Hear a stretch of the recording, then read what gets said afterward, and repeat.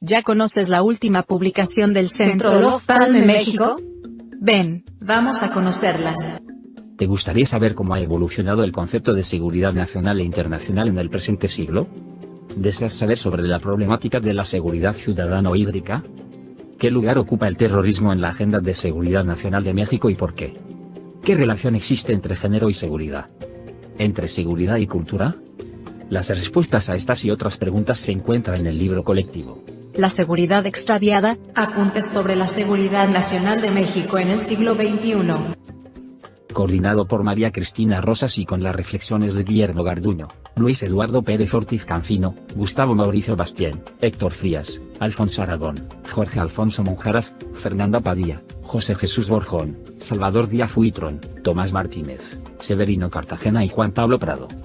Adquiere ya, La seguridad extraviada, apuntes sobre la seguridad nacional de México en el siglo XXI. Envíanos un mensaje a través de nuestras redes sociales para adquirir esta y otras obras del Centro Olof Palme México. Contáctanos hoy mismo.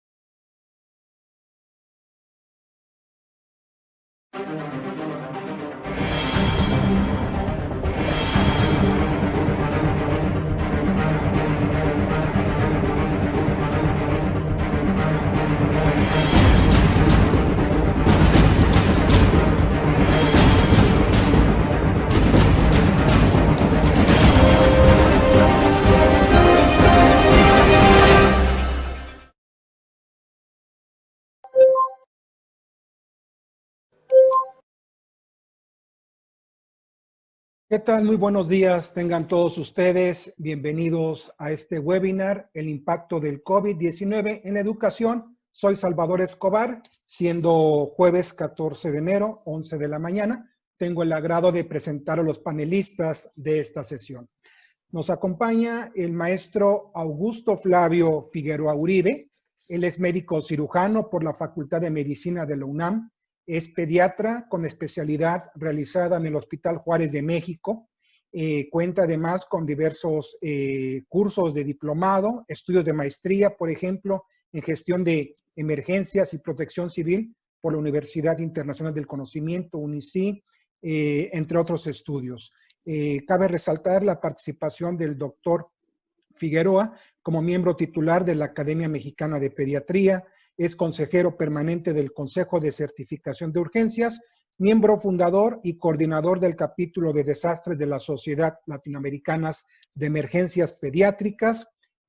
Cuenta además con diversas participaciones en misiones humanitarias a nivel internacional. También nos acompaña la doctora Amanda Oralia Gómez González. Ella cuenta con la licenciatura en el área de Ingeniería en Comunicaciones y Electrónica de la Universidad de Guadalajara, una maestría en Ciencias Física aplicada, por supuesto, Instrumentación Electrónica y Telecomunicaciones, y el programa de doctorado en el área de Ingeniería por la Universidad Politécnica de Madrid. También la doctora Gómez cuenta con diplomados en el área de Economía de la Salud por la Universidad Iberoamericana, diplomado internacional en capacitación en telesalud por la Universidad Federal de Minas Gerais en Brasil. Actualmente se desempeña como docente en la UNAM desde 1986 a la fecha en la División de Ingeniería Eléctrica y Telecomunicaciones.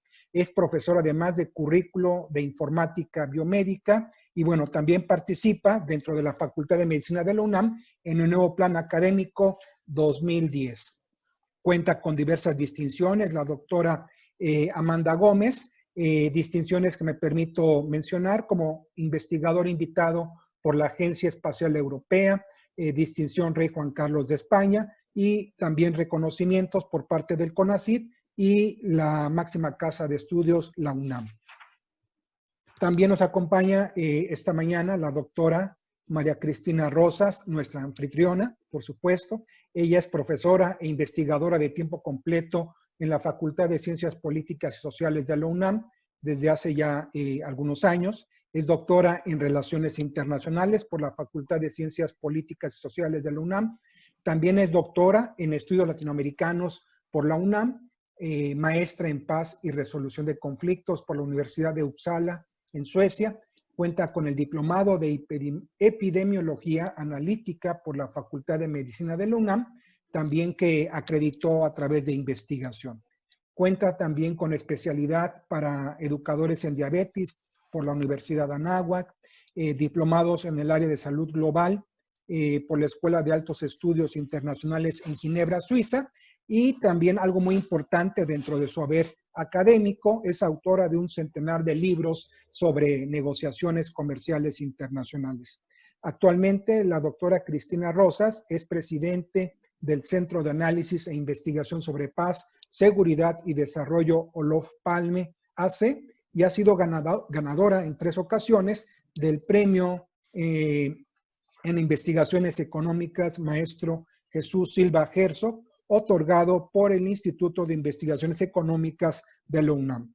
Pertenece al Sistema Nacional de Investigadores y también es columnista en revistas como Etcétera, Alcaldes de México, Diario Río Grande, Guardian. Es miembro del Consejo Editorial de Globalítica y ha participado como comentarista internacional en 11 Noticias, ADN 40, Canal del Congreso, en CNN Español, Sputnik News, Radio Educación, Radio UNAM y diversos medios digitales. Bien, sin mayor preámbulo, me voy a permitir ceder el uso de la palabra en primer orden al maestro Augusto Flavio Figueroa Uribe por un espacio de 15 minutos. Adelante, maestro, bienvenido. Gracias, gracias, maestro Salvador. Antes que nada, muchas gracias por la invitación a la doctora Cristina y por estar aquí, doctora Amanda, pues, y a todos muy buenos días. Vamos a ver un tema que es muy álgido principalmente para lo que estamos viviendo de la pandemia de COVID-19. Como les mencionaban, bueno, mi formación es médico cirujano en urgencias pediatría. Y bueno, pues me he dedicado mucho a la parte de lo que es desastres y a la parte de lo que es emergencias complejas, emergencias humanitarias. Y bueno, aquí juega muy importantemente todo lo que entró desde hace unos 20 años, un término, una política de las Naciones Unidas, de OMS principalmente, que es la alfabetización en salud. Antes que nada, yo tengo que decir que no tengo ningún conflicto de interés con ninguna organización de ningún tipo para la plática que voy a dar. Estas son las referencias, al rato también se las puedo volver a dejar, en las cuales me basé específicamente para esta plática como tal. Como vamos a hablar de lo que es alfabetización en salud, tenemos que saber específicamente, pues, qué es salud. Eso es una de las cosas más importantes que tenemos que saber para empezar a saber, bueno, pues, cómo vamos a educar a nuestras personas en lo que es en término de salud. Principalmente para que nosotros sepamos qué políticas, qué estrategias vamos a tomar para poder hacer. La OMS actualmente, la salud no nada más es lo que todos muchas veces pensamos que es la parte física, la parte biológica en la cual me da una enfermedad o me da una enfermedad, tengo un accidente, alguna situación. La salud es más allá nada más que la parte biológica actualmente. La definición de la salud dada por la OMS, que es mucho más integral, es multidimensional, y ahí estamos viendo la definición. La salud es un estado de completo bienestar físico, mental, social y no solamente la ausencia de afecciones o enfermedades. Eso quiere decir que, bueno, pues aquí, como vemos, pueden afectar mucho las partes tanto social, económica, política, seguridad, muchas otras cosas que no nada más es la parte que nosotros creeríamos que nada más es la biológica. Obviamente juega un papel muy importante la parte biológica, pero son eslabones que se ponen entre sí y que si falta uno de estos va a perturbar a los otros eslabones para que haya esa definición de salud integral que habla la OMS en este caso. Por lo tanto, en base a esto, a esta forma integral de la cual estamos viendo, participan muchos sectores, participan muchos factores para que tengamos esto. El psicológico, hay que tener una buena salud psicológica, social, obviamente, en lo que es específicamente político, políticas públicas en las cuales va muy ahondado a lo que es la salud, a la salud biológica, pero también otras cosas que vamos a ver que es principalmente lo social. Educación, obviamente, la educación es una de las partes que juega una forma muy, muy, muy importante desde las primeras etapas para que nosotros lleguemos a ese completo bienestar que nos está pidiendo la OMS, la parte económica, y aquí la parte económica tiene que ver mucho con lo que hace 10 años, bueno, en 2010 se implementó, que es el índice multidimensional de pobreza. Acuérdense que dentro de los indicadores viene específicamente el poder llegar a los servicios de salud, y obviamente aquí tiene que ver mucho todos esos 10 indicadores que se manejan en este índice multidimensional específicamente para poderlo hacer. En la infraestructura de salud, pues obviamente si nosotros no tenemos una infraestructura de salud en la cual nos cubra la parte biológica, la parte biológica también va a ser una parte que vaya a afectar, porque el simple hecho de que yo no tenga un acceso importante, un acceso adecuado a la salud, pues va a afectar la parte psicológica, la parte social, la parte económica, obviamente también nos va a afectar si no son instituciones de salud que pudieran brindar como la parte social, pública en un momento dado. Entonces, como ven, todo esto está conllevado y están eslabonados. ¿Qué es la alfabetización en salud? Se define como tal por parte de la OMS la capacidad para obtener, leer, comprender y utilizar la información médica para tomar decisiones de salud adecuadas y seguir las instrucciones para mantener la salud en todos los ámbitos. No nada más en la parte biológica, sino en todos los ámbitos social, psicológico, económico, que va a ser un todo para poder mantenerlo. Obviamente, tradicionalmente, como nosotros lo conocemos, pues este rol de educación en la salud se habían dado a las instituciones de salud, pero vamos a ver que eso es más allá que nada más las instituciones de salud. Y obviamente los actores de esto, del rol de educación, pues había puesto al personal de salud nada más, para que pudieran dar esa parte. Creíamos que solamente el médico, la enfermera, los trabajadores sociales, los psicólogos tenían que intervenir en esta situación para poder mantener la salud como tal. Pero ya vemos que es más allá de nada más las instituciones de salud las que juegan un papel importante. Esto no les estoy quitándole el peso tan importante que tienen las instituciones de salud, pero no nada más son las únicas. Las instituciones de educación, las políticas públicas que pueda hacer el Estado, nos va a ayudar mucho en estas situaciones. Obviamente es un concepto, como ya vimos, es un concepto multidimensional, no es un concepto que nada más se base a la parte biológica como lo habíamos visto. ¿Y qué va a afectar toda esta parte de salud? Lo va a afectar múltiples factores, entre ellos la alfabetización general. No es lo mismo una persona que tenga una alfabetización de nivel básico o no la tenga, a una persona que tenga una alfabetización superior, que tenga una educación superior y que pueda comprender de otra forma. Obviamente la parte cultural también juega una forma muy importante.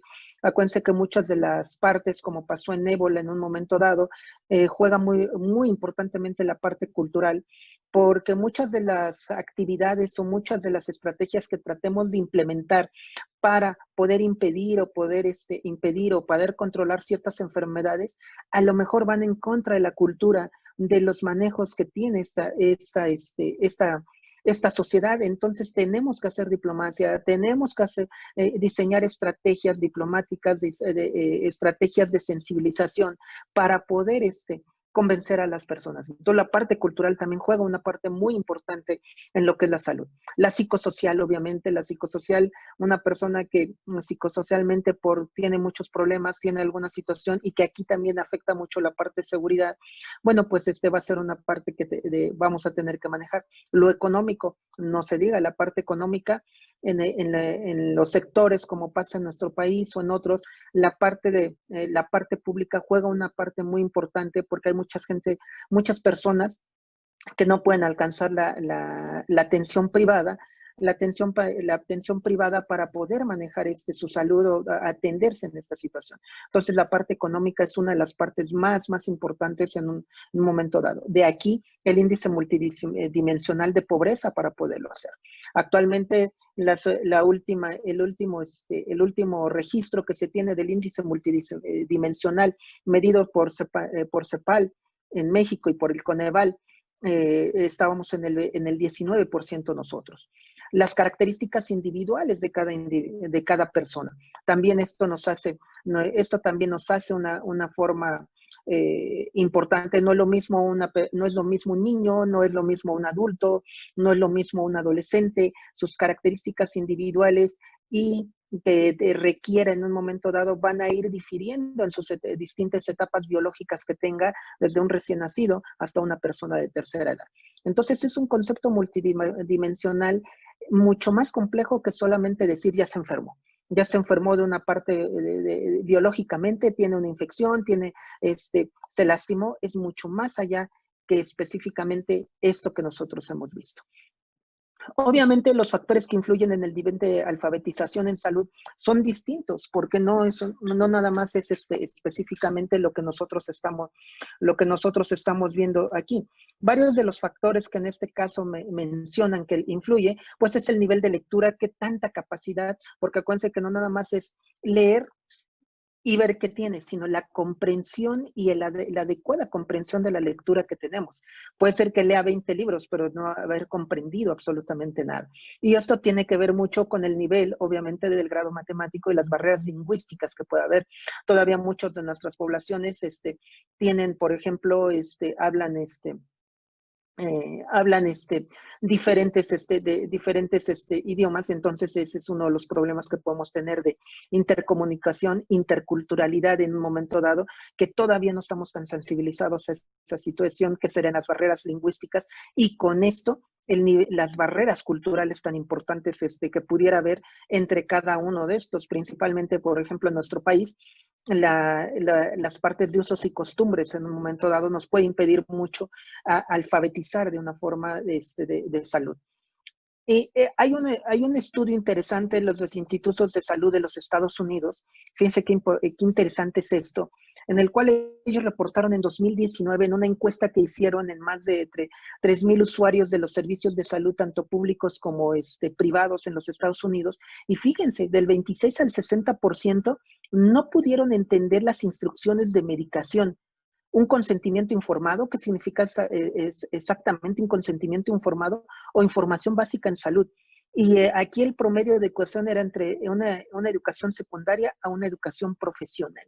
Imagínense, esto quiere decir que no nada más es tener un grado académico superior, sino tener la conciencia y la adecuada interpretación de lo que es la salud en un momento dado. Estamos hablando de un país como los Estados Unidos, en el cual nosotros diríamos, bueno, pues comprenden mejor todo esto, pues no, estamos viendo que es del 26 al 60%. Eso quiere decir que cuando a lo mejor yo explico a un paciente o le invito a una persona, le explico lo que es el consentimiento informado, realmente a lo mejor no me está entendiendo exactamente que cuando firme, cuál va a ser realmente toda la responsabilidad que va a tomar ella como persona en el momento que está dando su consentimiento para una atención. Y esto tiene que ver mucho con la educación médica. La falta de corresponsabilidad de autoridades, sociedad y sociedad autoridades. Esto lo hemos visto específicamente y lamentablemente en esta pandemia. La corresponsabilidad de las autoridades en dar una buena comunicación social. Albrecht Berg, que yo creo que muchos lo han visto en su libro de La sociedad del riesgo, lo menciona bien específico en uno de los capítulos. Él menciona que lo que haga el líder lo va a hacer la población, queramos o no, y si lo hacemos mal, si lo hacemos mal o damos una mala comunicación, pues la sociedad no lo va a seguir. Y conjunto también por la corresponsabilidad de la sociedad a responder a lo que está haciendo el sistema, la gestión, las autoridades en este caso. Entonces, como muchas de las cosas actualmente, debe haber corresponsabilidad entre autoridad y sociedad, autoridades, para que podamos tener una adecuada forma en esto. Ahora, ¿qué factores influyen en el nivel de la alfabetización de la salud en una población? ¿Cómo le va a afectar al individuo particularmente esta falta de alfabetización en un momento dado? Pues bien sencillo, va a tener, en el momento que ella no entienda específicamente lo que yo le estoy explicando y que metodología lógicamente ella diga, yo tengo que tomar cada 8 horas, cada 7 horas, cada 12 horas, cada 24 horas un medicamento y que este medicamento me va a ayudar, o no lo tengo que tomar porque el médico me lo está diciendo, pues yo comprendo que es eso, pues va a tener menos probabilidades de cumplir un tratamiento. Y obviamente va a ser más propensos, si no comprenden exactamente por qué esto, pueden ser más propensos a cometer errores en la medicación, si no por ejemplo, no conocen, vimos hace rato, una buena alfabetización en matemáticas, a lo mejor me confundo cuántas y todo. A nosotros nos ha tocado ver que han confundido cuántos mililitros tienen que dar, cuántos mililitros, cuántas tabletas, si es un cuarto, a lo mejor yo le digo a la persona, se va a tomar un cuarto de esta tableta y a lo mejor no sabe ni qué es un cuarto, ¿no? Entonces, eso tiene que ver mucho y obviamente el médico la enfermera, se convierten en el guía más importante para poderlo hacer cuando tenemos que explicarlo de una forma muy sencilla. Buscan atención médica tardíamente, eso es prácticamente un sine qua non en muchas partes del mundo, en el cual, pues me está doliendo el pecho hoy, y pues lo dejo pasar, no importa, me tomo mi analgésico el día de hoy, y se toma el analgésico y pues va dando y le sigue doliendo el pecho, y le sigue doliendo el pecho, y ya cuando siente que el dolor no lo aguanta, se va hacia se va al médico, ya pasaron 4 días, 5, 3, y ese infarto está caminando y el tiempo es, como decimos los médicos, el tiempo es músculo, entonces cada vez es peor, ¿no? Reduce el éxito del tratamiento en base al ejemplo que les estoy dando, aumenta el riesgo de errores médicos en un momento dado, afecta la seguridad de la prestación de servicios porque obviamente aumentan la cantidad de personas que vienen tardíamente y obviamente puede haber mucho más, puede verse con menor detenimiento a un paciente que tenga uno a que tenga 20 pacientes, mayor riesgo de hospitalizaciones, obviamente viene mal, lo voy a tener que internar, pero la estancia va a ser más prolongada porque ya viene grave en lugar de que se hubiera ido al principio. Son 4 ejes fundamentales, ya prácticamente con esto terminamos. Son 4 ejes fundamentales que se pone para la alfabetización, estas situaciones, cómo las vamos a evitar, con estos 4 ejes fundamentales. La alfabetización fundamental, que es el primer eje, que está basado en la educación básica en salud, que es la higiene básica, lávate bien las manos, lávate los dientes, mantente limpio, báñate diario, tienes que tomar esto, tienes que tomar una buena alimentación. ¿Y esto dónde se mantiene? En los centros escolares primarios y en el núcleo familiar. En el núcleo familiar. Y obviamente después vienen 2 ejes que yo los junté, en este caso la alfabetización cívica y cultural, las normas sobre la higiene y la salud. Si a mí me están diciendo, tienes que utilizar el cubrebocas, tienes que utilizarlo, no porque me estén obligando, porque sé que es una parte cívica y cultural que lo tengo que hacer porque para mi comunidad. Importancia de cumplir con la normatividad de salud e higiene, adaptar la educación en salud al medio cultural al cual estamos acostumbrados. ¿Cuántos de nosotros estamos acostumbrados a ir cada año a hacernos un chequeo tan solo con eso? Y obviamente esto le corresponde a las normas de higiene, los centros de salud, a los centros escolares y a las autoridades de otros niveles. Y es una corresponsabilidad entre los dos. Y la última, la alfabetización científica, la educación sobre la utilización de tratamientos y manejos médicos. Esto es la orientación de forma clara y sencilla sobre tratamientos y patologías y le toca en general al personal de salud. Al personal de salud, al médico, a la enfermera, orientar de una forma sencilla, fácil para que la persona pueda atender todo esto. Estos 4 ejes son fundamentales para poder manejar una alfabetización. Yo sé que si ustedes me dicen, híjole, doctor, está muy difícil, sí, yo lo sé. Yo lo sé que es difícil. Alguna lo conté, desde la casa tenemos que tener esto para una alfabetización fundamental. Lávate las manos, trae tu cubrebocas ahora, por ejemplo, trae siempre tu gel. Eso es alfabetización de la casa. Y la alfabetización cívica y cultural es todo lo que estamos recibiendo. No lo utilices, ten cuidado, mantén tu distancia, todo esto. Y obviamente una buena orientación por parte del personal de salud, que a veces ciertamente esto nos falla como personal de salud, una buena orientación hacia las personas para que entiendan su tratamiento que van a hacer. En conclusión, es un problema multidimensional, como lo estamos viendo, es económico, político, social, de salud, de muchos otros tipos, en el cual tenemos que ver cada una de estas partes para que podamos conjuntar un buen manejo y un buen entendimiento de lo que es mi salud. Inicia desde la familia. Creemos que esto nada más recae sobre sobre el médico, sobre la enfermera y sobre las instituciones de salud. No, inicia desde la familia. Y si la familia no tiene esa costumbre, no tiene esa cultura, desde ahí estamos fallando. Involucrar a todos los niveles de educación con programas básicos de salud, no nada más desde el kinder y la primaria, sino hasta los aspectos superiores. Tenemos que involucrar con todos los niveles de educación programas básicos de salud. Desarrollar políticas públicas sobre la alfabetización, sobre la salud en todos los niveles. Es algo básico que se introduce tanto en primarias como en secundarias, de lo que es salud, una buena alimentación, pero debería ser un poquito más ingerente, debería ser más específico para poder obligar, para poder alfabetizar y concientizar, más que obligar, concientizar a las personas para que puedan tener esto. Ser inclusivos tanto culturalmente como socialmente. Todas las personas, muy independiente de su nivel cultural, su cultura que tengan, tenemos que adaptar. Si estas personas tienen cierta cultura, pertenecen a cierta etnia, tienen que entrar aquí y tenemos que adaptar nuestras políticas públicas para que lleguen a ellos y puedan tener una salud de esta forma. Y obviamente con responsabilidad. Esto no nada más a través de las autoridades, sino nada más no es una obligación nada más de las autoridades ni nada más de la sociedad, sino es una corresponsabilidad entre los dos para poder alcanzar este nivel de salud que nos pide la OMS de forma integral, que no nada más es la salud física, biológica, sino la social, la psicológica, la económica en todos los sentidos. Gracias, maestro Augusto Flavio Figueroa Uribe.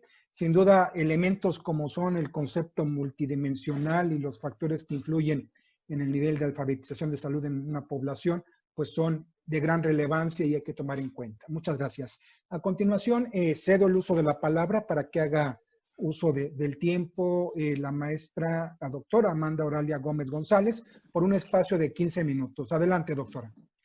Pues muchas gracias. Realmente el tema es bien interesante, lo que nos está tocando vivir. Les comento que durante todos estos días previos a dar la presentación con ustedes, me ha tocado tener algunas comunicaciones con otros estados de la República, en los cuales, pues, interesante que todo el tema de lo que vamos a tratar hoy estuvo presente. Entonces, bueno, pues voy a hablar de, yo no puedo hablar de una brecha digital como se manejó técnicamente durante muchos años, sino que a partir de la pandemia, la llamada brecha digital se está convirtiendo en un abismo digital en donde están los que entendemos y los que no entendemos, pero además los que tenemos los recursos o no los tenemos. Y a eso voy a enfocarme. Lo primero es hablar que las TICs son esta variedad de cosas con las cuales podemos tener una mayor conectividad con el mundo, que van desde las redes sociales hasta los contactos, videoconferencias, etcétera. Y esto nos ha generado un desequilibrio a nivel de los que saben y no saben, ¿no? Más ahora con la pandemia, porque un día, durante estos días se ha comentado, por ejemplo, que México contaba con conectividad. Una investigadora por ahí menciona un 70% de los mexicanos están conectados. Y yo dije, esto no me concuerda con lo que yo tengo, con mis datos puros y duros, porque el 43.6% de la población está en condiciones de pobreza y esto nos da que no podemos comprar una conexión a internet, que no podemos comprar una computadora porque son 5 salarios de un mes de una persona sin que coman para poder tener una computadora. Entonces, a lo mejor la conexión está en la zona, pero ni podemos conectarnos por internet, ni podemos tener acceso a un servicio de una plataforma de comunicaciones. ¿Cuáles son las causas? Bueno, las causas de la brecha digital en principio es una fractura que se genera por la comercialización masiva de los dispositivos electrónicos y los altos precios y los déficits en las infraestructuras de acceso. Y esto nos hace una brecha tremenda y más adelante también tenemos una brecha de acceso. Hace unos días me tocó estar en una conferencia donde la principal ponente se encontraba en otro país y simplemente no pudo conectarse porque en su país no había la conectividad y estaba en la capital de su país, ¿no? Entonces estamos hablando que hay regiones donde tienen menos posibilidades, menos velocidad de transmisión y por lo tanto esto de hablar de que todos estamos conectados, deberíamos de ver en qué velocidad estamos conectados. También tenemos una brecha con el uso de las plataformas de Internet, y la última que tenemos es la brecha de calidad del uso, porque pues estar usándolo para platicar con los amigos es muy diferente que cuando estamos trabajando con contenidos, realmente contenidos digitales que hayan sido previamente fabricados. La siguiente, por favor. Ok. ¿Qué consecuencias estamos teniendo? Y aquí es donde vamos a incorporar el tema del COVID. La primera gran consecuencia fue una discriminación tecnológica en donde excluimos socialmente una gran parte de la población, porque a la ciudadanía no tenía los recursos esenciales para poder tener acceso a esta conectividad. La pandemia agarró a muchos estudiantes de cualquiera de los niveles, los agarró sin recursos, los agarró sin internet, los agarró sin computadoras. Y por lo tanto quedaron aislados estudiantes de todos los niveles en áreas remotas en donde no llegaba el internet, y algo parecido les ocurrió a los estudiantes de la ciudad, pero que no tenían los recursos económicos para poder tener una computadora a su acceso. Hubo la barrera para el estudio y el conocimiento, y entonces los maestros tampoco estaban capacitados en las herramientas digitales y tuvieron que improvisar muchas veces, maestros de diferentes niveles. Y entonces esto lo que hizo fue acentuar un analfabetismo digital en los dos niveles que estamos hablando, en los que saben y en los que no saben. Ahora es más bien en los que tienen y en los que no tienen. La siguiente, por favor. Ok. En estos días el COVID nos encerró. El acceso a Internet nos permitió comunicarnos, eso es lo que dice la teoría, con el mundo para hacer teletrabajo, teleeducación. Pero la gran realidad es que no es igual para todo el mundo. La siguiente, por favor. Se alertaron 4 tendencias y esto me gustó mucho. La primera, el teletrabajo con reuniones virtuales que facilitaron muchísimo el quehacer de las gentes. Era un tema que ya medio se había manejado mucho, se había pensado mucho, pero como que los jefes no les gustaba el estar en teletrabajo. Sin embargo, al momento de tener la necesidad, se alertó esto y rápidamente se pusieron a hacer reuniones de trabajo.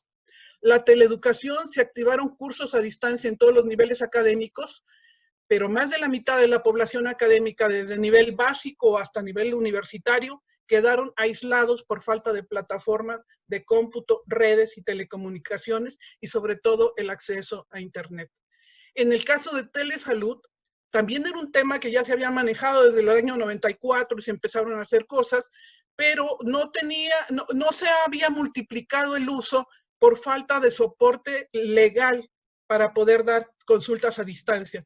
Sin embargo, con la pandemia y ante la necesidad de los médicos de no contagiarse, de poder darle seguimiento a sus pacientes, pues activaron centros de apoyo y de diagnóstico a distancia, sin importar si esto estaba dentro o no de la ley. Esto es un paso muy interesante porque terminando la pandemia vamos a estar mucho más espabilados en ese tema.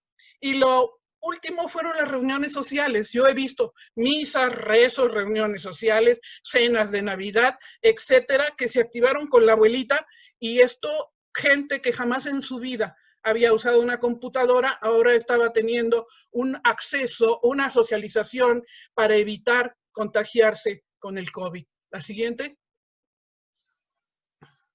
Bueno, durante la pandemia también los profesores se empezaron a capacitar en ese momento, pero el proceso formativo ya no fue parejo, porque vi de pronto las escuelas privadas rápidamente entendieron cómo era la historia y se pusieron a hacer las cosas. Las escuelas públicas, sobre todo en las comunidades rurales, los maestros no tenían computadora, no tenían acceso a Internet y no tenían contenidos digitales. Entonces, muchos de ellos han quedado sin conectividad y el proceso formativo no jaló parejo. Y entonces se creó un vacío tremendo, más allá del que ya existía con los maestros de educación rural, porque ahora además es que no están comunicados y los niños que antes se iban, no sé, del pueblo de Ochuc a la siguiente población en donde podía encontrar quién le diera la formación académica, pues no puede viajar, pero tampoco tiene siquiera luz eléctrica. Entonces, esos vacíos se empezaron a abrir mucho más fuertes y muy dolorosos. La siguiente, por favor. De la noche a la mañana nos tuvimos que reinventar. La mayoría de los centros se reorganizaron, hicieron autoformación, pero insisto, la mitad de la población no estaba preparada y todavía no lo está.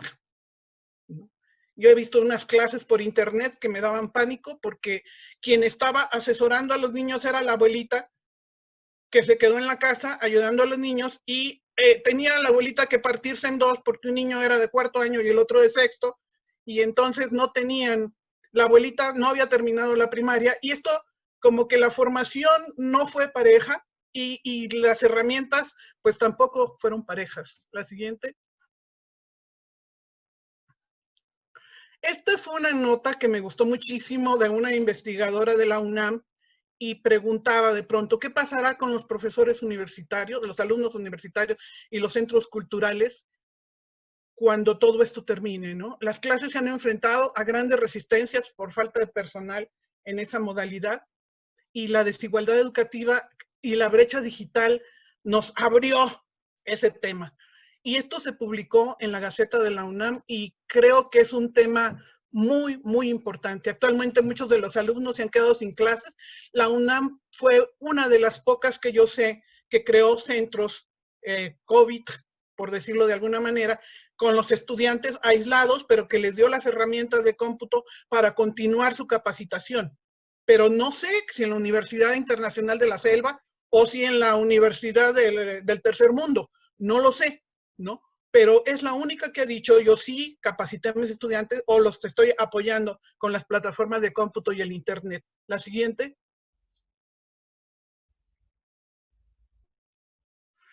Bueno, también se dieron a la tarea de dar educación a través de canales de televisión y cada estado creó sus propios canales de televisión. Sin embargo, el alcance es muy poquito, la difusión es poca y además no se establece el contacto con los docentes y no queda claro de qué manera se van a evaluar a los muchachos de primaria cuando haya terminado todo esto. Entonces, es simplemente mantenerlos entretenidos frente a la televisión, pero todavía no se sabe cómo se va a evaluar. Es muy claro que este año los estudiantes a nivel académico han perdido continuidad. Quizá han ganado experiencia humana, pero han perdido continuidad en sus estudios. Y además hay estados que, como mencionaban hace un rato, la divulgación en las diferentes lenguas, pues si la daban en español, entonces ya los niños que estaban en Tzotzil ya no entendieron absolutamente nada, cuando su maestro era bilingüe originalmente. La siguiente. Bueno, los artículos públicos indican que hay que blindar el sistema educativo para poder enfrentar las consecuencias a mediano y largo plazo. Y una de las consecuencias que mencionaban algunos de los escritores decían que probablemente cuando nos reintegremos a la educación tendremos que tener sistemas mixtos de educación en donde sea semipresencial para poder seguir apoyando las plataformas virtuales. Pero, por ejemplo, lo que ponemos aquí a un lado, a la izquierda, son niños que están haciendo autoaprendizaje porque ni computadora, ni televisión, ni más nada, cuando del otro lado, pues teníamos la computadora y estamos haciendo la capacitación. Ha sido un problema realmente bien fuerte. La siguiente. Los contenidos digitales no son iguales, ¿no? Y nos estamos preparando para una nueva visión de las cosas, pero requiere justamente inversiones para la alfabetización en infraestructura digital. Yo creo que ese es el mayor, a nivel de contenidos, esa es la mayor fuerza que tenemos. Pero donde están las decisiones más fuertes, todavía está más atrás. La siguiente, por favor. Justamente, esta fue una persona de la Secretaría de Educación Pública, donde estaba hablando de los contenidos digitales y que había que formarlos y bla, bla. Pero a mí, yo dije, espérate, vete para atrás. Sin conectividad, nada de lo que estás diciendo es bueno, no existe. O sea, ¿de qué me sirve tener una gran capacitación de los maestros, etcétera, si el usuario final no tiene internet, si el usuario final no tiene una computadora, si las plataformas no están accesibles? Las redes, internet y plataformas de conectividad son la base fundamental. Y detrás de ellas que haya luz eléctrica, por supuesto. La siguiente. Aquí nada más puse un caso muy específico. El caso de conectividad, de penetración de servicios, más allá de conectividad, en el caso de algunos estados de la República, y enfatizo en el caso de Chiapas porque estoy muy cercana a ellos, el 19% de la población solamente tienen acceso a Internet.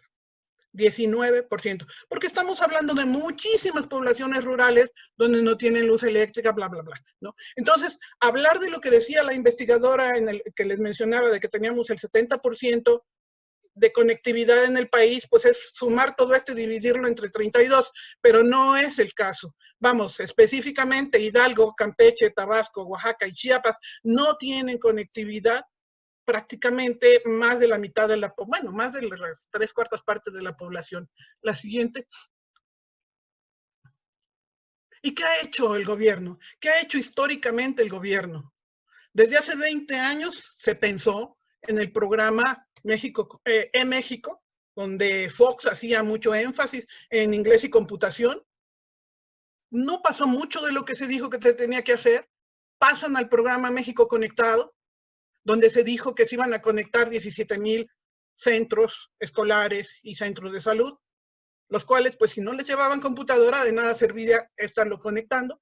Después viene el programa Internet para Todos, y actualmente la Comisión Federal de Comunicaciones de Electricidad está trabajando con telecomunicaciones e Internet para Todos, una nueva forma, empresa de gobierno que todavía no he visto sus resultados en la línea oscura. Entonces, tenemos una historia que lleva más de 20 años donde han querido llevar conectividad a las poblaciones. En el caso de México era salud, educación, economía y gobierno. Y pues hasta la fecha los resultados no han sido los 17,000 ni los 20 y tantos mil que se querían llevar a cabo. Finalmente tenemos retos en conectividad, en contenidos, en plataformas accesibles y en capacitación permanente. Yo creo que esos 4 temas son los que tenemos que reforzar y ver que la historia no nos ha enseñado mucho a nivel de la conexión de Internet. Tenemos que tener una política diferente para poder llevar a eso. La siguiente, por favor. ¿Es la última? Entonces, un punto, aunque se multiplicaron el uso de las herramientas como estas que estamos usando actualmente, Zoom, que nunca la había usado yo hasta que llegó la pandemia, y improvisamos formas de trabajo, de educación, etcétera, actividades sociales y demás, no han bajado los costos de la conectividad y resultan inaccesibles para más de un 40% de la población. Por lo tanto, aquí el abismo digital lo tenemos que resanar de alguna manera antes siquiera de estar pensando en el contenido. A lo mejor a la par, pero tenemos que llevar conectividad a bajos precios o gratuita, porque es un derecho universal que la Unión Internacional de Telecomunicaciones dijo. Internet es un derecho universal, pero si no tenemos plataforma que nos soporte a precios baratos o sustentado por el gobierno, pues esto sigue creándose el abismo digital. Muchas gracias. Muchas gracias, doctora Amanda Gómez. Sin duda nos presenta una realidad de la conectividad en la educación en México. Hay que estar muy preparados, estar al pendiente de lo que sucede en nuestro país y, por supuesto, en todo el mundo de cara a esta pandemia. Muchas gracias, felicidades, maestra, doctora Gómez. Bien, ahora cedo el turno a la doctora María Cristina Rosas para que nos pueda hacer su presentación. Muchas gracias, doctora.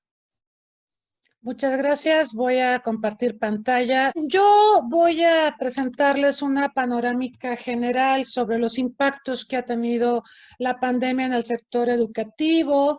Voy a revisar algunas cifras, también reflexionar sobre qué tan preparados estaban los países para solventar esta crisis ante la pandemia y algunas perspectivas. Bueno, recordar de entrada que el conocimiento, el aprendizaje, la educación son el recurso más importante para una sociedad y para poder dar respuesta a los desafíos que se presentan. Nosotros sabemos que gracias a la educación hay países que quedaron prácticamente reducidos a cenizas, por ejemplo, después de la Segunda Guerra Mundial, y sin embargo lograron no solo ponerse de pie, sino convertirse en verdaderas potencias tecnológicas. Entonces, la educación cambia el mundo, pero más importante, la educación cambia a las personas que van a cambiar al mundo. Y me gustaría que reflexionemos en torno a esa idea, porque la educación es el recurso más importante para la paz, la seguridad y el desarrollo. Ahora, la pandemia generada por el SARS-CoV-2, el agente causal del COVID-19, ha provocado una interrupción mayúscula en los sistemas educativos. Ha afectado, se calcula, hay diferentes cifras, hay quienes hablan de 1.000 millones, hay quienes hablan de 1.600 millones de alumnos en más de 190 países de todos los continentes. Los cierres de escuela, de centros de enseñanza han afectado al 94% de los estudiantes de todo el mundo, una cifra que puede ser todavía más alta en países de ingresos medios y bajos, porque como ya explicaba la doctora Amanda, pues la infraestructura que se requiere para poder acceder a zonas remotas o zonas de ingresos más bajos, pues no siempre es la mejor.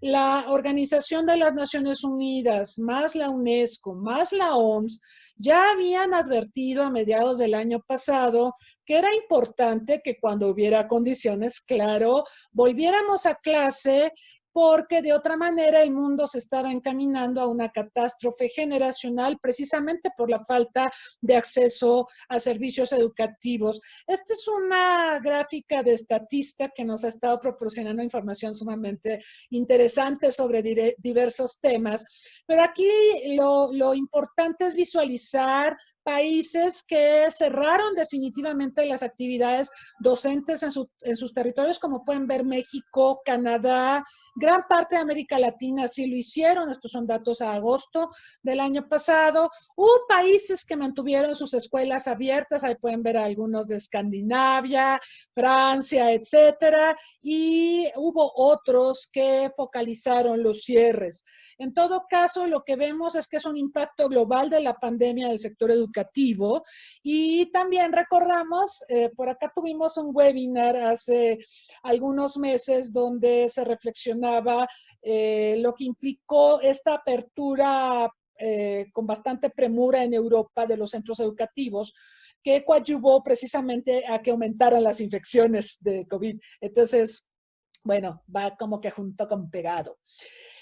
Cerrar de manera prolongada escuelas, centros educativos, además del choque económico y del problema que genera en términos de salud para la población, tiene implicaciones en el desarrollo presente y futuro de niños, pero también de adolescentes, de los jóvenes, pero sobre todo de aquellos que viven en hogares vulnerables. Como consecuencia de la crisis hay mayor riesgo de deserción y rezago escolar. Creo que todos los docentes hemos escuchado de casos de estudiantes que ya no van a seguir estudiando porque la situación económica se puso muy complicada y tienen que coadyuvar al ingreso familiar, ¿no? Entonces tenemos un problema de deserción, de rezago, por supuesto, mayor riesgo de inseguridad alimentaria, de maltrato en el hogar, de afectaciones en salud física y emocional, y no menos importante, de perder aprendizaje con consecuencias que pueden ser devastadoras para toda una generación. Algo importante, ¿se acuerdan de los desayunos escolares? Fíjense que en el mundo el acceder a la escuela implica que los niños, las niñas, los adolescentes pueden acceder a alimentos, ¿no? Y esto es particularmente importante en hogares de bajos ingresos. 368 millones de niños en todo el mundo dependen de programas de alimentación escolar, por lo que el cierre de escuelas tiene impactos directos en su salud y nutrición. Y esto es verdaderamente pasmoso. Ahora, nosotros sabemos que hay unos objetivos de desarrollo sostenible. El número 4, habla de garantizar una educación inclusiva y equitativa de calidad y promover oportunidades de aprendizaje permanente para todas y todos. Bueno, pues evidentemente la pandemia le pega a este objetivo y ya nos preguntamos cómo vamos a estar en 2030. Ya no falta tanto, faltan 10 años y todos vemos que el tiempo vuela. Entonces, va a haber pocos recursos por la crisis económica para el sector educativo, porque las prioridades generalmente para los políticos son las de corto plazo. Lo más importante ahorita es poner vacunas. El sector educativo se asume que puede esperar. Entonces, va a ser difícil cumplir con los objetivos de desarrollo sostenible. Ahora, sobre la preparación que teníamos para enfrentar la pandemia. Fíjense que había problemas educativos en los países, en todos, sí, en algunos más, en otros menos, pero esto antes de la pandemia. Ahora tenemos esta sensación de que se ha perdido a la escuela. Perdimos la escuela, hemos perdido las aulas. La pregunta es, ¿cuánto hemos perdido? No lo podemos valorar. En México ha habido interrupciones en los sistemas escolares. Por ejemplo, cuando tenemos fenómenos naturales devastadores, les recuerdo aquel terremoto del 14 de marzo de las 5 de la mañana en 1979, cuando se desplomó la Ibero. La gente de mi generación recuerda ese suceso. La Ibero estaba en Churubusco, se vino abajo por ese terremoto. En el 85 ya no les cuento, desde los derrumbes, uno muy famoso que hubo en el CONALEP, hasta daños a buena parte de las escuelas del centro del país, o lo que vimos en 2017 con los terremotos de septiembre. Lo del Repsamen, bueno, ya es casi leyenda urbana, pero el TEC de Monterrey, y nos hablaron de 17,848 escuelas afectadas por los sismos. Entonces, cuando pasa algo así, se suspenden las clases, se crean aulas provisionales, se procede a rehabilitar las escuelas, y esta interrupción eventualmente llega a su fin. Hay un inicio de la interrupción y hay un final de la interrupción, pero creo que todos estamos de acuerdo en que ahorita tenemos una de las interrupciones más largas en la historia educativa en México y en el mundo. También, por ejemplo, cuando hay otros fenómenos naturales, inundaciones, huracanes y demás, Cancún, Tabasco, lugares que de por sí tienen sistemas precarios en materia educativa. Aquí podemos ver a los niños tomando clases en plena inundación, ¿verdad? Y sin zapatitos, además. Pues eventualmente cuando pasa el meteoro se reanudan las actividades, pero hoy no está ocurriendo esto. Cuando se cerraron escuelas, hubo algo así como las compras de pánico, la necesidad de acelerar la capacitación, que no formación, de una cantidad aproximada en nuestro país de 500,000 de docentes entre abril y noviembre, para que pudieran diseñar objetos de aprendizaje y sesiones de trabajo en línea, utilizando las herramientas que ofrece la tecnología. Esto, por supuesto, con sus asegúnes, porque ya vimos que el acceso a la tecnología no es tan democrático ni tan universal como quisiéramos. Se propuso poner a disposición de los maestros más de 12,700 planes de clase preescolar, primaria y secundaria, más de 19,000 materiales educativos para esos niveles y más de 12,000 reactivos para evaluar aprendizajes esperados. Todo esto en términos cuantitativos. Se cuidó mucho la cantidad, se descuidó mucho la calidad. La profesión docente entonces quedó reducida casi a actividades técnicas para elegir materiales con los que se pueda trabajar con los estudiantes. No se analizó en qué condiciones estaba el profesorado, mucho menos las familias. Entonces el programa de educación digital, pues de hecho ha coadyuvado a la desigualdad social, cuando se supone que debe ser en un sentido inverso, que debería coadyuvar a la equidad social, a fomentar el acceso a la educación en esta época tan crítica que nos toca vivir. Efectivamente, lo decía la doctora Amanda, hay una nueva generación de jóvenes que en general nacieron con el USB en su ombliguito, ¿sí? Están conectados con las tecnologías digitales. Esto ha modificado sus formas de aprender, sus intereses y sus habilidades, pero esto en modo alguno significa que pueden aprender con la tecnología. Saben usar la tecnología, la usan para comunicarse, para usar el WhatsApp, para entrar a Facebook, pero no necesariamente usan la tecnología como un recurso de aprendizaje. Entonces, los sistemas educativos y pedagógicos van a la saga en esta tarea. Miren, en el año 68, el emblemático 68, cuando tuvimos aquellos dramáticos eventos de Tlatelolco, el gobierno federal estableció el programa de telesecundaria.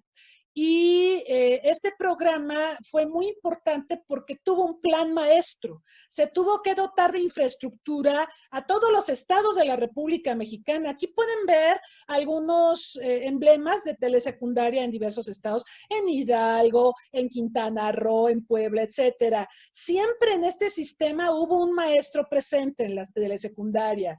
Y también en las normales de maestros se creó la licenciatura en telesecundaria. O sea, este es el ejemplo de un buen plan estructurado para dar acceso educativo a la población, que es lo que no tenemos en estos momentos y que no se previó.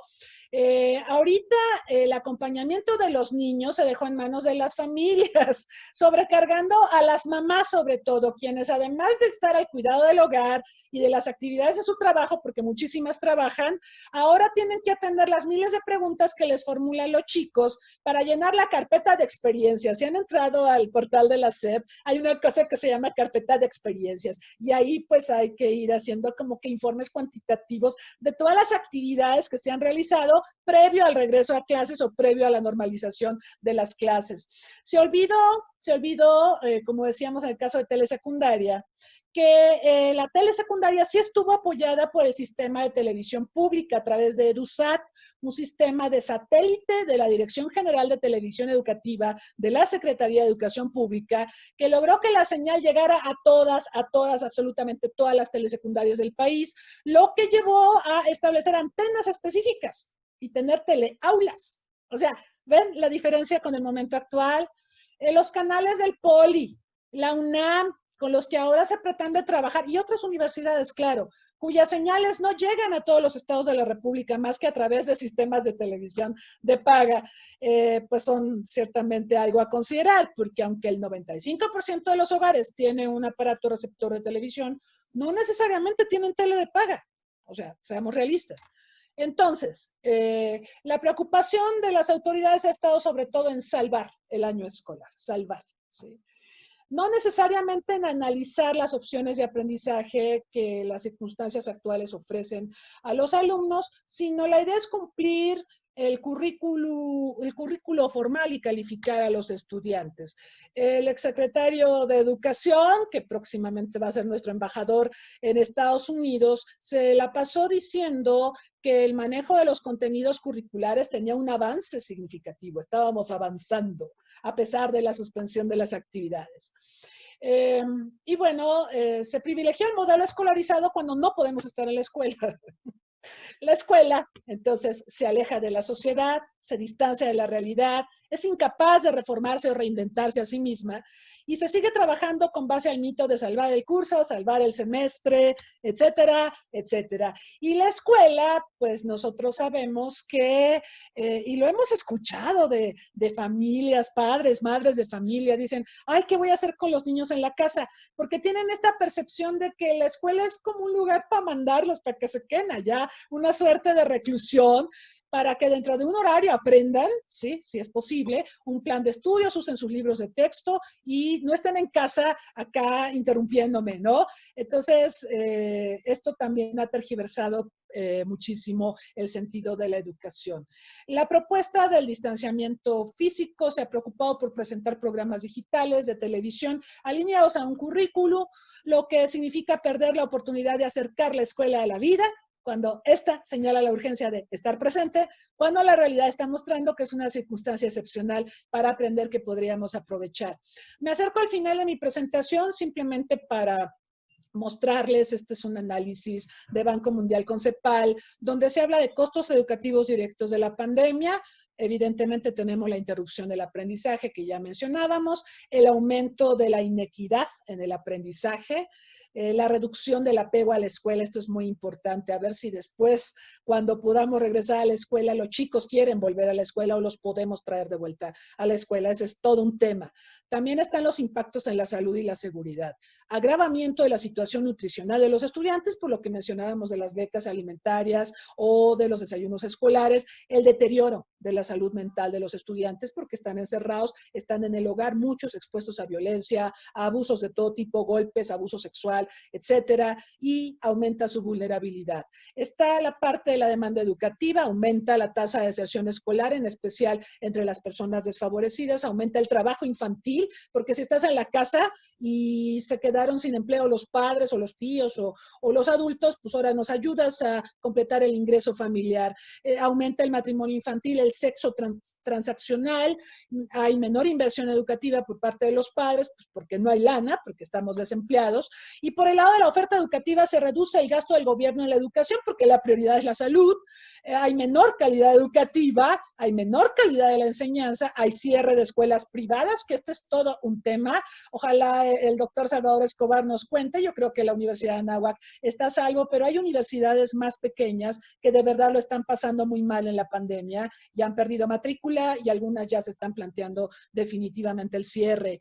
Respecto a los costos a largo plazo, hay un aumento en la pobreza de aprendizaje, reducción del capital humano, aumento en la pobreza en general debido a la deserción escolar, aumento en la inequidad, aumento en el malestar social, reforzamiento del ciclo intergeneracional de pobreza y bajo capital humano, y yo le sumaría aquí el aumento de la delincuencia organizada, porque si los chicos no están en la escuela, entonces empiezan a tener malos pensamientos y también ante la crisis económica se ven obligados a buscar opciones para completar el ingreso familiar, incluso desarrollando actividades ilícitas.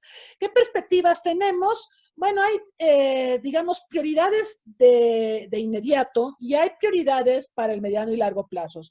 En lo inmediato hay que pensar en la reapertura gradual, obviamente vienen las vacunas, hay que vacunar no solo a los docentes, como dice el señor presidente, hay que vacunar a los chicos, hay que vacunar a sus familias, ¿sí? Y bueno, la reapertura tendrá que ser gradual, tiene que ser una reapertura segura, vamos a tener que trabajar en campañas de reinscripción, de recuperar a los estudiantes y de recuperar el aprendizaje. También va a ser importante ahorita, en lo inmediato, ya se hace en algunas partes, ofrecer programas complementarios de nutrición, hay transacciones, también vales para alimentos y demás, asistencia financiera a los estudiantes más vulnerables. Y en el mediano plazo, tenemos la oportunidad, recuerden lo que dicen los chinos, que toda crisis significa también una ventana de oportunidad. Ahorita la pandemia nos da la oportunidad de corregir los rumbos de los sistemas educativos, sistemas que eran desiguales, ¿sí? Sistemas que no eran equitativos, sistemas que desfavorecían a las niñas sobre los niños, poco inclusivos y que enfrentaban limitantes serias de calidad. Esto antes del COVID. Entonces, el COVID, la pandemia nos da la oportunidad de un recomenzar, de una reinvención, de generar sistemas educativos de calidad, pero que también sepan diferenciar las características que tienen los distintos miembros de la sociedad. Esta imagen que vemos aquí creo que es muy ilustrativa de lo que estoy diciendo. Y bueno, ya hablaba el doctor Flavio Figueroa de la alfabetización en salud. Todos los días tenemos que tomar decisiones importantes en materia de salud, desde cuánta agua ingerir, porque es importante la rueda de los alimentos, de esa rueda que estoy comiendo y que no, lo de seguir un tratamiento hasta el final, no interrumpirlo, o evitar la automedicación. O sea, hay muchos aspectos de la alfabetización en salud que repercuten directamente en la salud de la población. Y bueno, los dejo con este pensamiento que está divulgando la UNESCO en estos días. La UNESCO dice que estamos incurriendo en varios errores cuando hablamos de lo normal y lo no normal o del regreso a la normalidad, porque resulta que por primera vez en 18 años ya no hay tiroteos en las escuelas de Estados Unidos, porque las escuelas están cerradas. Pero, ¿qué significa esto? ¿Que tenemos que cerrar las escuelas en Estados Unidos para que no haya tiroteos? No va por ahí, ¿verdad? Así que con esta reflexión los dejo. Muchas gracias. Muchas gracias, doctora Cristina Rosas. Fue una presentación también muy interesante porque hace un recuento histórico de lo que han sido las calamidades y cómo la sociedad y particularmente el sistema educativo ha tenido que salir a flote, ¿verdad? Pese a las adversidades terremotos, inundaciones, etcétera, y ahorita la pandemia. Y pues bueno, finalmente también es un esbozo muy interesante, muy rico, porque nos pone en perspectiva lo que es el COVID y la educación en nuestro país. Muchas gracias, doctora Cristina. Y ahora, como todo el público sabe, en esta serie de webinars se aplica una encuesta.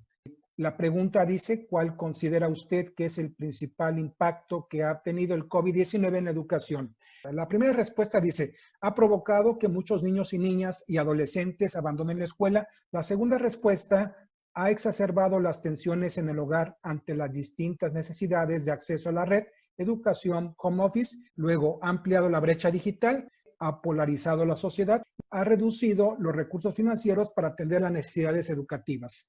Bien. La siguiente respuesta dice, disminuye el apego a la escuela y al proceso de aprendizaje. La siguiente respuesta dice, ha fortalecido la enseñanza a distancia y el e-learning, provocó que muchas y muchos niños, niñas se quedaran sin aprender a leer y escribir.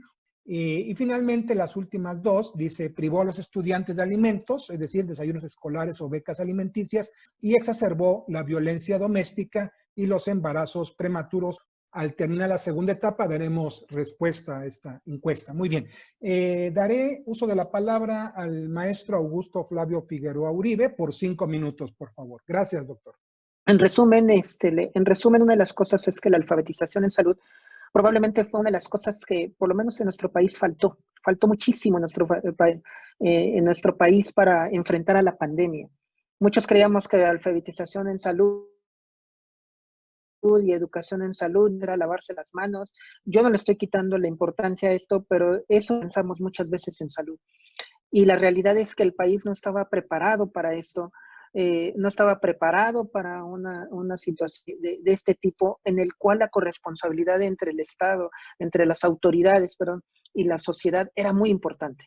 Porque lo que yo dijera, que era a lo mejor algo nuevo, como era la utilización tan sencilla de un cubrebocas, tenía que ver mucho con la importancia que le tomaba la sociedad a la situación de la salud. Y si yo no veo como parte fundamental la salud en mi vida, pues menos lo voy a tomar en un momento de crisis que yo ciertamente, y es un fenómeno que yo siempre lo he platicado con muchos de mis compañeros, si ustedes salen a la calle específicamente, no van a ver como que una crisis, una crisis en la cual se están muriendo todos, donde se está viendo esto es dentro de los hospitales.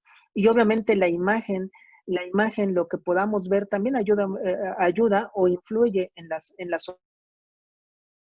sociedad para que empiece. Y esto también fue una situación muy importante en la cual la sociedad, digo, pues yo no veo que esté pasando algo.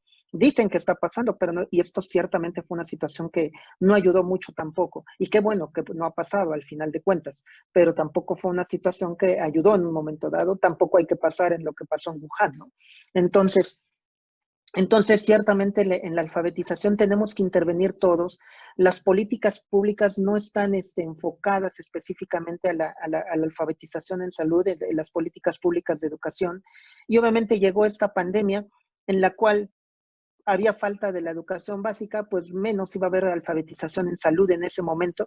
Y pues fue una de las cosas que incrementó, queramos o no, todos los contagios, porque al final de cuentas yo no creía, no estaba educado en salud, yo veía que tenía dificultad para respirar, pero no le hacía caso y me iba hasta el último momento y llegaba ya en peores condiciones. ¿Qué me va a pasar si estoy con todas las personas? Con todas las personas yo veo que no pasa nada y a la mera hora todo un núcleo familiar más todas las personas, hay que tener en cuenta que hay algo que existe aquí, que obviamente es un término muy médico, pero al final cada persona que está en contacto con un paciente que está contaminado de COVID infecta 4 o 5 personas en un día y eso es exponencial. Entonces, si yo no comprendo eso de que si no utilizo el cubrebocas, no me lavo las manos, no mantengo mi distancia, 3 cosas tan sencillas como era eso y que si hubiéramos tenido un poquito de educación en salud, no lo hubiéramos comprendido tan fácilmente y yo lo voy a hacer porque temo de mi salud y y si yo pierdo, voy a perder mi forma de mantener a mi familia, tener una economía que pueda mantener a mis hijos, a mi familia y además la pérdida de un ser querido, ¿no? Entonces, todo es una situación que ha empeorado ciertamente la pandemia Y probablemente no fuimos el único país, pero obviamente la educación en salud repercutió mucho en la evolución de la pandemia y probablemente el momento tan crítico que estamos viviendo ahorita en el segundo rebrote, que muchos médicos pensamos que nunca salimos del primer brote y que probablemente y que ahorita dio un pico muy alto, se dio un pico muy alto porque pues nunca vimos que aunque tenía que ir y que venían las fiestas, yo no tenía que ir por mi salud, no mía, por la salud de todos, y no teníamos esa cultura. Entonces yo creo que es una de las cosas que tenemos que generar todos, a todos los niveles, en todos los niveles educativos, no nada más la parte de salud, la parte médica, sino en la escuela, políticas públicas, economía, generar recursos para que ahí en el recóndito, en el más recóndito de los pueblos, llegue salud también, llegue alguien que les pueda educar, tienes que poner esto, tienes que hacer esto, y romper esas barreras, porque al final de cuentas nuestro país no es lo mismo Chiapas que irnos a Monterrey. Entonces el entendimiento de la salud va a ser muy diferente en Chiapas, con un chamul, en San Juan Chamula, que en Monterrey, ¿no? Va a ser totalmente diferente, en el cual vamos a tener interculturalidad para poder manejar todo esto. Yo con esto concluyo, pues muchas gracias y si hay alguna pregunta. Muchas gracias, doctor Augusto Figueroa. Ahora cedo el uso de la palabra a la doctora Amanda Gómez. Doctora, por favor. Bueno, pues muchas gracias. Yo quiero ser muy enfática a nivel de las plataformas tecnológicas y no voy solamente a que nosotros que estamos pues inmersos en la tecnología usemos la plataforma. Soy enfática porque hemos dejado aislado a la mitad de México a nivel de tecnologías, de educación, de trabajo, de salud, y parte del compromiso que tenemos que tener ante la modernidad es llevar internet, llevar telecomunicaciones, llevar conectividad. Ahora, tiene que ser un programa gubernamental porque las personas en las comunidades rurales o en las zonas aisladas no tienen los recursos para poder comprar sus computadoras. Tiene que ser un programa que tiene que emerger de la Secretaría de Educación, de la Secretaría de Comunicaciones como base y de la Secretaría de Salud, además de Economía. No hay los recursos en principio, pero nunca los ha habido en principio también, a pesar de las propuestas de los programas en México, México Conectado, etcétera.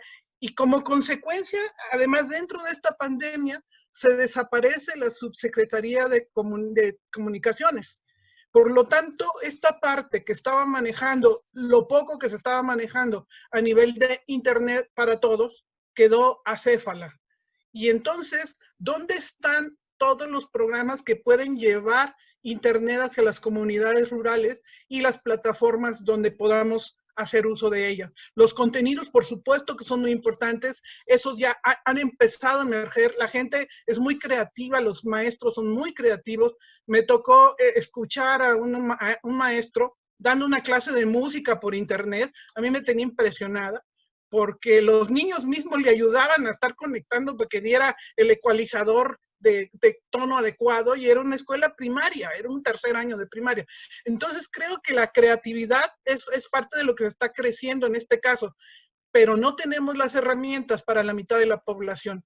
Entonces, yo manejo mucho comunidades rurales, me he metido mucho a las comunidades en el país, y como decía hace un ratito el doctor Flavio, no es lo mismo hablar de los Garza García, Nuevo León, que hablar de la región de Ocosingo en Chiapas, ¿no? Si hablamos de Chiapas, ni siquiera la Universidad de la Selva tiene conectividad de Internet. Y eso que se encuentra en Ocosingo. Entonces, creo que si ya la universidad no tiene conectividad en Chiapas, las primarias, las secundarias tampoco lo tienen. Entonces, tenemos un país en donde el 100%, solamente un 19% quizá, están teniendo acceso a algún contenido a nivel académico. Entonces, creo que el programa nos tiene que detonar esa fuerza grande para crear algo, para hacer llegar Internet hacia las comunidades y hacia todos los mexicanos, que tengamos un acceso, a lo mejor como el que tenemos aquí en la Ciudad de México, que el día que me quedé sin conexión, me fui a la esquina y me puse a trabajar en un jardincito, porque hay un sistema, un C5, en el cual puedo trabajar. Pero no tenemos eso en Ochuc, no tenemos eso en las comunidades rurales. Creo que una cosa parecida a eso, yo tengo que pensarla mucho, pero creo que tenemos la obligación de ante este abismo que se creó, tenemos que subsanarlo de alguna manera. Académicamente por un lado, pero fuerza muy grande a la tecnología que se requiere para poder subsanar ese hueco que nos quedamos. Entonces yo con esto concluyo mi parte. Insisto, tenemos que ser muy, muy creativos para poder llegar a esos 40 millones de habitantes que tenemos aislados. Muy bien, muchas gracias, doctora Amanda Gómez.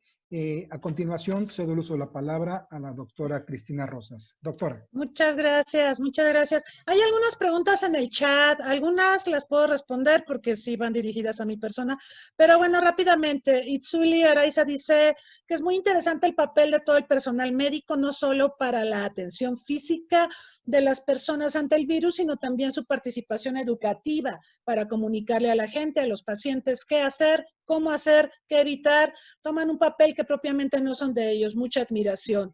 Ubaldo Quiroz pregunta sobre el concepto de salud de acuerdo a la OMS. Dice que parece una utopía. En la realidad, ¿cuántas personas gozarían de una salud integral? La limitación en la conectividad por carencia, fallas en la red o la limitación académica de los tutores en los hogares generará impactos negativos en la salud, por ejemplo, estrés, depresión. Las desigualdades económicas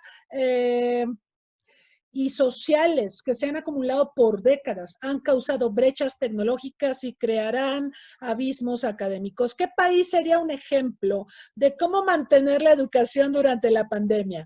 Se requiere una profunda reforma educativa en todos los niveles, que realmente se anteponga la formación de seres humanos con valores cultos e íntegros, lo que formarían ciudadanos mejor preparados ante las emergencias. ¿Qué opinan? El tema de hoy es sumamente importante. Muchas gracias y felicidades. Bueno, sobre el concepto de salud, me acordaba yo mucho de una frase que decía que ahora la ciencia ha avanzado tanto que es muy difícil encontrar a una persona verdaderamente sana. Claro, porque todo es relativo. La realidad es que sí, la salud no es solo la ausencia de enfermedad, hay una serie de condicionantes sociales, culturales, políticos, etcétera, que influyen en ella. Y hablar de países que pudieran ser modelos al respecto es muy difícil porque las condiciones, yo siempre he dicho que cada país es y su circunstancia. Entonces es difícil hablar de un modelo, de un patrón a seguir. Lo que sí es cierto es que sí requerimos estrategias integrales, porque algo que observamos en nuestro país es que cuando ocurre una emergencia se busca atenderla, pero se pierde de vista todo el contexto. Y hay una serie de agravantes precisamente económicos, políticos, culturales, o factores económicos, políticos y culturales que pueden desencadenar situaciones no deseadas. Entonces, así como sabemos que estamos expuestos a fenómenos hidrometeorológicos, a erupciones volcánicas, a terremotos y demás, también debemos entender que esta no es ni la primera ni la última pandemia y de que vamos a estar expuestos a una serie de flagelos en materia de salud que debemos atender. Hoy estamos ante una enfermedad de las vías respiratorias, pero México también tiene muchas patologías, como por ejemplo la obesidad, como por ejemplo la diabetes, que merecen atención. Son verdaderas epidemias que pues han actuado en contra de la supervivencia de la población justamente en esta pandemia, lo hemos visto, son las famosas comorbilidades. Así que pues habrá que tener una visión más integral de la salud y por supuesto también una visión más integral de la educación. Eso es lo que yo por el momento comentaría. Muchas gracias, doctora Cristina Rosas. Ahora, si me lo permiten, vamos a dar pues los resultados de esta encuesta, ¿verdad? La pregunta dice, ¿cuál considera usted que es el principal impacto que ha tenido el COVID-19 en la educación?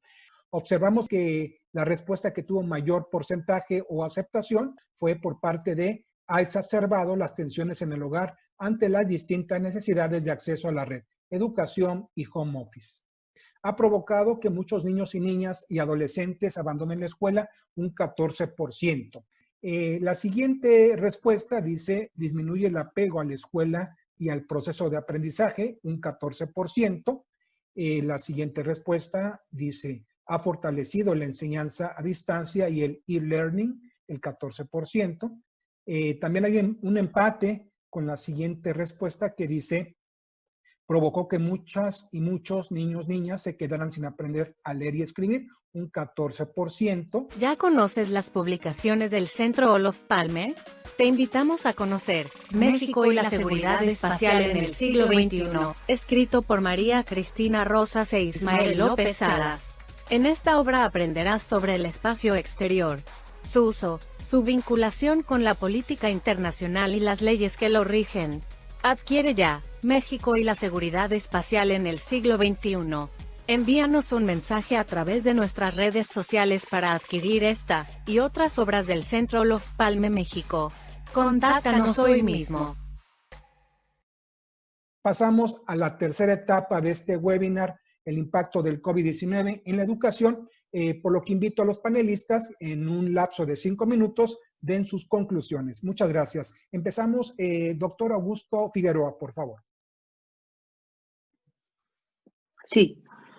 La conclusión aquí es que, como decíamos, México es un país que no nada más, ya lo decía la doctora Cristina, es un país que lamentablemente le llegó la pandemia en el momento que teníamos muchos puntos críticos en salud, específicamente, y que tenía que ver mucho con educación.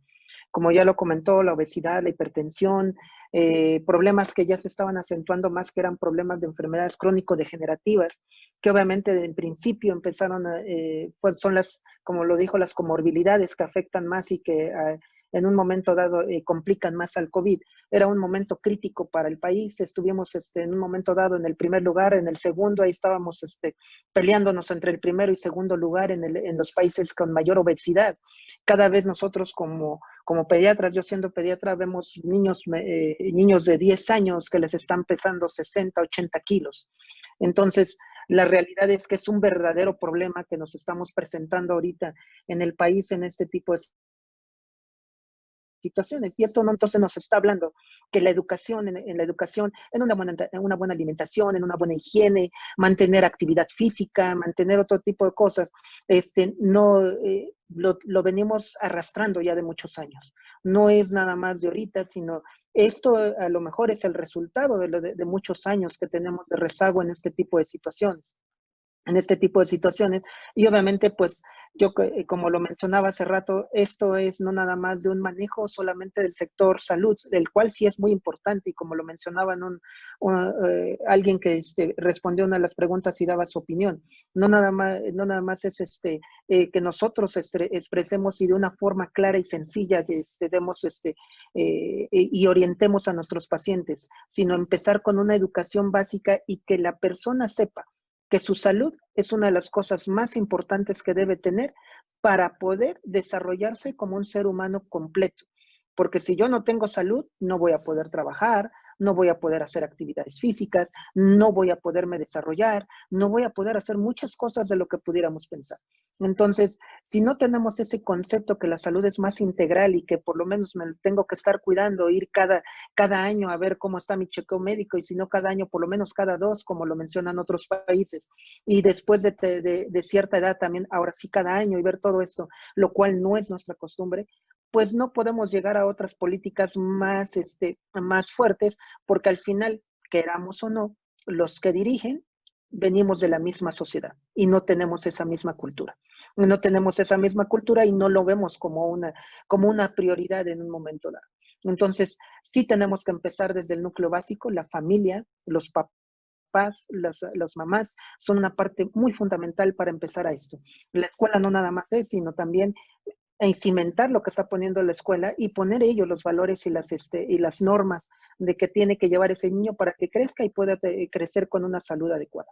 Entonces, la alfabetización en salud no nada más es de un solo sector, sino es multidimensional para que podamos alcanzar ese factor que pudiéramos, como lo dijeron, es utópico. Yo creo que es diferente en cada país lo que podemos lograr. Lo que podemos lograr, no creo que ningún país haya logrado realmente ese concepto de salud que se generó en 1946. No lo creo. Ningún país lo ha logrado, a lo mejor unos más, unos menos, pero no creo que lo haya logrado en ninguno. Pero sí podemos ir tras él, y eso es lo más importante. Dicen los japoneses, que ellos piensan en la perfección y hacen las cosas lo mejor posible porque ellos piensan que no se puede alcanzar la perfección, entonces tengo que hacerlo mejor hoy para tratar de alcanzar eso. Y eso es lo que tenemos que hacer. A lo mejor es un concepto utópico, pero cada vez tenemos que hacer las cosas mejor para poder alcanzar ese concepto utópico. Gracias. Muchas gracias. Muchas gracias a todos. Gracias, doctor Augusto Figueroa. Ahora cedo el uso de la palabra para esta conclusión a la doctora Amanda Gómez. Doctora. Bueno, muchas gracias.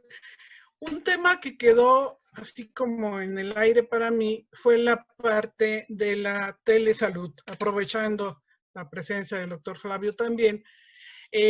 Cuando estamos hablando de que ahora se utilizó la telesalud más haciendo llamadas telefónicas, mandando los informes de los laboratorios mediante plataformas de internet, etcétera, etcétera, creo que abrió un escenario que debemos de pensarlo positivamente para poder a futuro regular de la mejor manera eso que ya se dio de manera espontánea. ¿Por qué? Porque todas las consultas que se dieron mediante los celulares, pues no se las pagaron a los médicos, ¿no? Por supuesto, ni contaron como su productividad en los hospitales, tampoco. Sin embargo, evitó que los médicos se contagiaran del COVID-19 en muchísimos casos y se les pudo dar tratamiento y se les pudo dar seguimiento a los pacientes con COVID. Creo que la ley actualmente no contempla la telemedicina. Hay una norma que siempre me hacen notar, la 024, que es una norma oficial mexicana de expediente clínico, donde en algún momento mencionan la palabra telemedicina o el uso de la firma electrónica y esto, pero siempre se ha quedado como a la mitad y no han concluido. Creo que es el momento histórico dentro de la salud para poder enfatizar y llevar a cabo una ley que regule toda la parte de la informática médica utilizando plataformas de conectividad. Creo que eso nos va a dar un escenario mucho más amplio, les va a dar mayor certeza a los médicos, mayores seguridades en su quehacer, y nos va a proporcionar una herramienta muy fuerte. Creo que esto nos abrió un escenario nuevo, nos despertó, porque la telemedicina ya existía, y existe, ya ha existido desde los 90, pero no se ha regulado. Sin embargo, ahorita se está usando de manera rápida, indiscriminada y además efectiva. ¿No? Porque lo hemos visto, todos hemos tenido que comunicarnos con algún médico por alguno de los síntomas. Creo que es el momento histórico para poderle sacar provecho a esto que se despertó y que nos hizo muy sensibles al respecto. Gracias. Muchas gracias, doctora Amanda Gómez, por sus palabras y atinada conclusión. Ahora, estos 5 minutos finales para nuestra anfitriona y, por supuesto, colega, la doctora Cristina Rosas. Doctora.